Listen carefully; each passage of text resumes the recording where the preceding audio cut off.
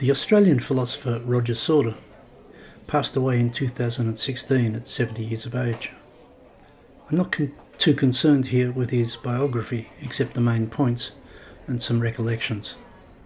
I'm more concerned with providing a summary of his philosophy and an account of his philosophical life.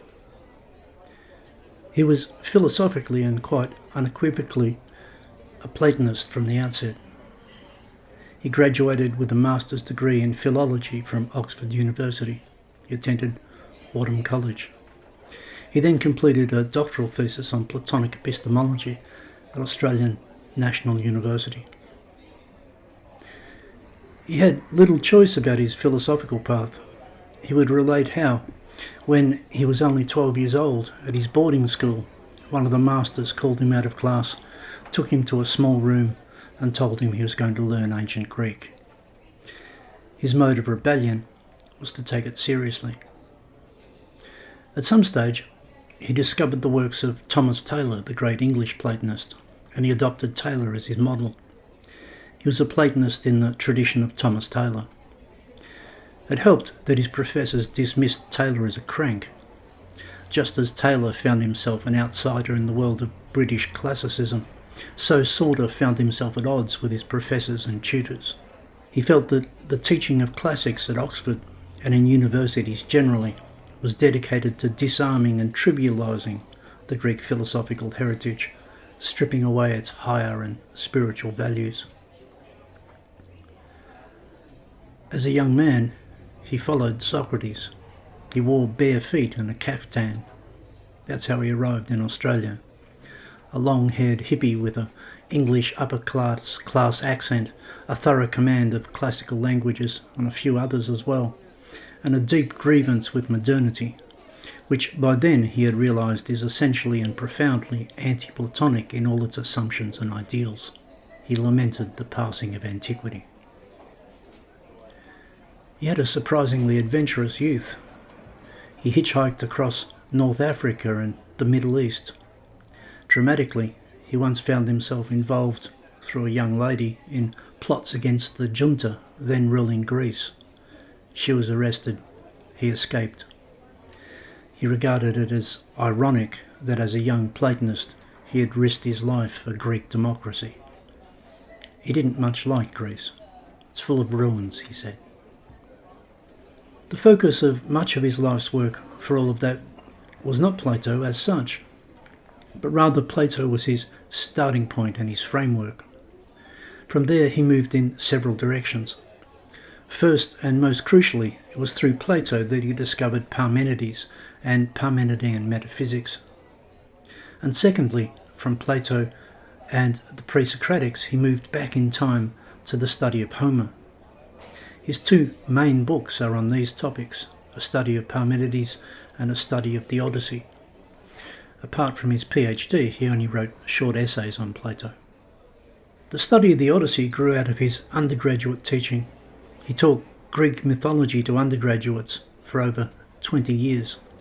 The Parmenides work, however, was deeper and more significant and more personal. He made his own translation of Parmenides' poem and developed a radical new interpretation of it, very different than any current. He self-published this as a short work entitled Parmenides of Elea, which was later republished in the volume Science and Religion in Archaic Greece and retitled Parmenides at Delphi. He offered an entirely fresh approach to understanding that most dense and difficult and enigmatic of ancient philosophical works, and offered a better reading than Peter Kingsley's. Note that he didn't move forward in time to the Neoplatonists. He was a reader of Plotinus, but the weight of his studies moved back in time, looking for the roots of Plato. To some extent, he even left Plato behind or reconfigured him. In his early days, he was an unalloyed Platonist in the Thomas Taylor style. In his maturity, he was more embedded in the Homeric, and he was more likely to describe himself first as a Parmenidean if asked his philosophical stripes, yet always a Platonist. In one of our last conversations, he noted how well Plato had treated him, and had not led him astray. What these two, Homer and Parmenides, have in common is that they were poets, philosopher poets. Sauter came to value the poetic mode as a vehicle for philosophy and was less attached to the dramatic dialogues of Plato. That is, he saw Plato as a step down from Parmenides, and Parmenides himself a step down from Homer. This reveals a deeply conservative mindset, always intent on privileging the original, the oldest, the earliest, and suspicious of innovations. It's remarkable to me to realise now that he had written his study of Parmenides before we met. I'm not sure how old he was when he wrote it. Young, in his late 20s, perhaps early 30s or mid-30s. When he came to republish it years later, he didn't change a word. That was his main labour, not his PhD thesis on Plato, nor his journey through the Odyssey, but his translation and study of the poem of Parmenides. It was the cornerstone of his work and where we will find the core of his philosophy. His metaphysics, therefore, were Parmenidean. He was given to monism, which he squared with the Platonic one. One of the highlights and curiosities of his study of Parmenides is that he offers a remarkable solution to Plato's most famous mathematical puzzle, the nuptial number. He was especially drawn to Plato's mathematics. This went hand in hand with his voyage into poetry. The attraction was that the philosopher-poet binds everything together with tight metre, within set bounds, a set form, mathematically. This was a search for the optimum form. He wanted the unified vision of the poet where, as Parmenides put it, everything passes through everything. To explain, in a poem, a true poem, a good poem, nothing is wasted, nothing is extraneous, every word counts, every word is exactly the right word, and every word is woven together with every other word, and they reinforce each other, allude to each other, interlink and echo and resound. In a fine poem, everything is strung together like a complex but beautiful knot. In a true poem, every word is true. It is all held together in a music, sets of proportions and ratios and inner mathematics, a geometry of words. For Sauter, this is the ideal. This is the model. Everything else is a deviation. More than that, though, this is how he saw reality. This is how he saw the natural order. The universe, creation, reality, is bound together like a poem in exactly this way. What we call time and change and movement are side effects of the composition. This was the uniquely Sauterian perspective. He wrote poems himself, but he memorised huge amounts of English verse. Keats, Coleridge, Blake, Wordsworth, the Romantics, all of them. He could recite hundreds of lines in a session. To understand his philosophy, you must understand the central place of poetry in it. He had a romantic sensibility. He was particularly fond of the arch-romantic Novalis. He was, I should say, extraordinarily well read. He had read the entire English and classical canon and much else. But he disliked Shakespeare. He railed against Shakespeare. There is no portrait of a good king in Shakespeare. He felt the divide between poetry and philosophy, literature and philosophy acutely. I accompanied him once to a seminar in the philosophy department of Melbourne University, Trinity College. He'd been a tutor there. He had a thoroughly hostile attitude to the faculty. The paper he read at the seminar proclaimed the poems of Homer to be high philosophy, but the luminaries who attended thought his paper was more literature than philosophy. So he walked out. Years later, he gave a fuller version of this talk, Are the Poems of Homer Philosophical?, as La Trobe University's keynote graduation address. It was still combative. Not content with proclaiming Homer to be a philosopher, he also proclaimed his poems to be science. Afterwards, the Vice-Chancellor spoke to him and said, "You and I have a problem, Sorter." It was a frustrating thing about Sorter. He would pick fights with scientists and mathematicians, demanding to know why the poems of Homer are not part of the scientific canon. More broadly, he made deep investigations into the very nature of simile and metaphor and the traditional habit of organising the world into parallelisms, the habit of the symbolic mind. He found it necessary to learn some music, and he spent his later years tapping at a piano, working out musical ratios and the harmony of spheres. A central tenet of his philosophy is that the archaic mind is geometric, but that the modern mind, by contrast, is arithmetic. Or we might as easily say the archaic mind is poetic and the modern mind prosaic. He thought the modern world had been stripped of poetry in all its aspects. We have lost our appreciation of the inherent ratios of nature. As a Platonist, then, he dwells on Plato's maths and geometry, the music theory and cosmology. In general, his focus was on cosmology. Even in his work on Parmenides, he insists that the way into Parmenides' metaphysics is through the cosmology. He dabbled in ancient astrology and other cosmological sciences. But he was also taken by Plato's theory of work. This was his other great philosophical preoccupation. It goes naturally with his interest in poetry as a philosophical mode, because poetry is a calling, a vocation, eclipsed in the age of industrialised labour. In this respect, Sorter pulled no punches and regarded the modern order as simply criminal.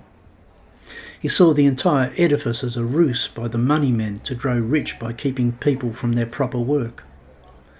Plato's social vision is vocational. Sorter himself had an acute sense of this in his own life, a calling to a vocation. He despised the way the teaching profession was becoming industrialised and computerised during his lifetime. Indeed, he was a victim of this. In the push for online teaching, he was told the university no longer wanted the sage upon a stage model of teaching, at which he excelled, and he was retired. He was an advocate of craft, often in a very 19th century aristocratic way. He liked pointing out that his name, Sorter, the maker of swords, is a craft name. Some of his most effective teaching, I think, was not to philosophy students but to ceramicists and artists who enrolled in his philosophy of work and art lectures. Much of his writing concerns aspects of the traditional crafts and traditional industries. He wrote a philosophical book on mining, since Bendigo, where he lived and taught, is a gold mining city. The book concerns the sacred nature of mining and the metals, alchemy, and is primarily concerned with traditional notions of labour. In one of his later works, a long essay called A Contrary History of the West, he traces the unravelling of a vocation-based social order over the last 500 years through the lens of the different constitutions in Plato's Republic. It was the Platonic idea of vocation, above all, that led him to an interest in the Indian Vedanta. That is a well-worn path for Platonists, because they find in India a living tradition consonant with the ancient Greek. After Thomas Taylor, the other intellectual model in his life was A.K. Coomaraswamy. He thought Coomaraswamy was one of the great minds of the modern era. It was Coomaraswamy's work that lured him to India and Indian metaphysics. No one had given a more cogent account of the links between Plato and India, especially in regards traditions of labour and art and vocation, than Ananda Kentish Coomaraswamy.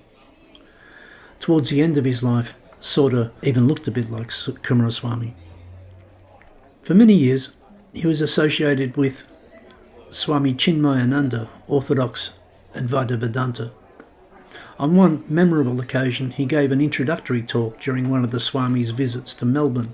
Sorter lamented that Vedanta and the like are no longer at home in the universities, and that the academy, founded by Plato himself, had become anti-spiritual, a bastion of noxious and corrosive forces.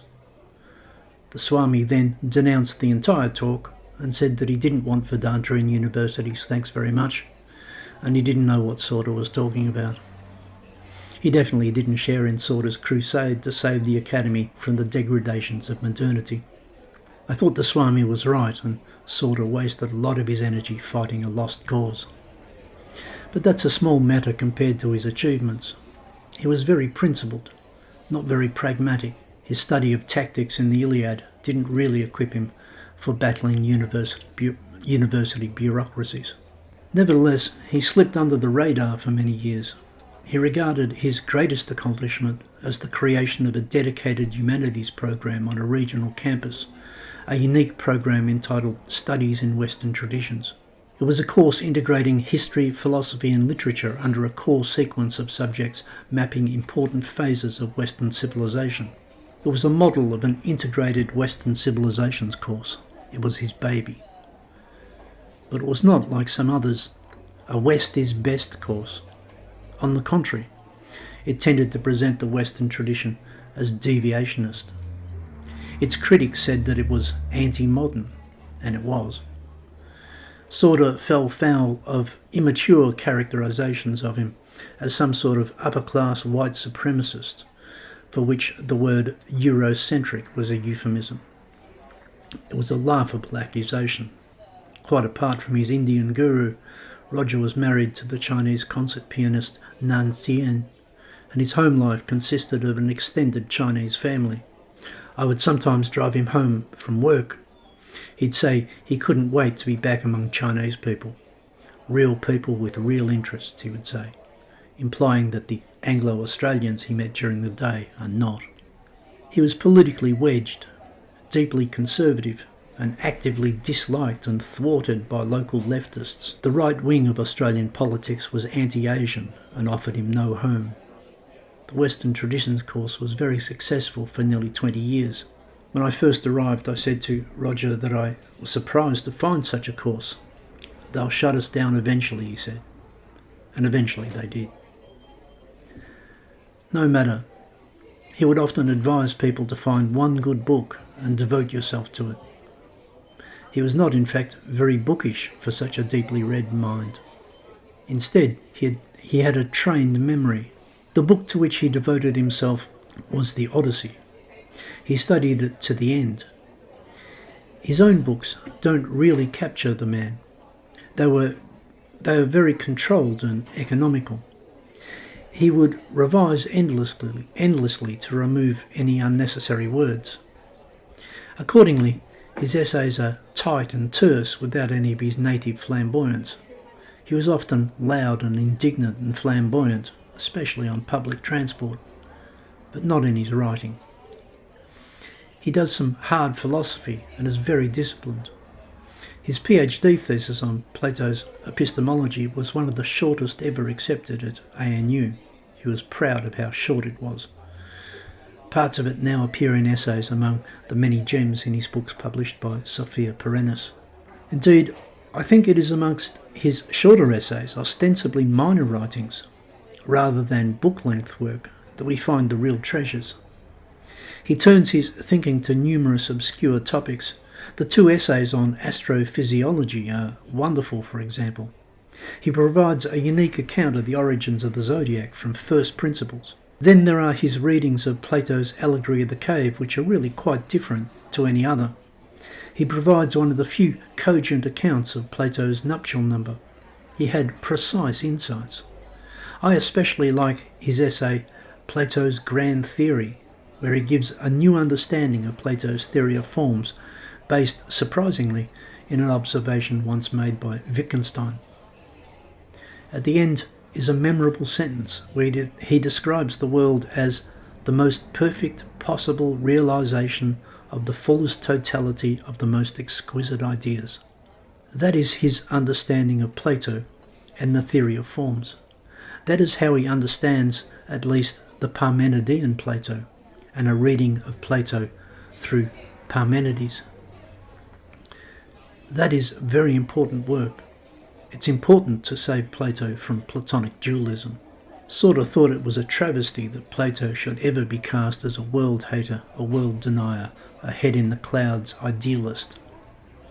Again, for Sauter, reality has the integrity of a perfectly cast poem. everything moving through everything, the most perfect possible realization of the fullest totality of the most exquisite ideas. Finally, cosmos as poem is the Saunderian vision.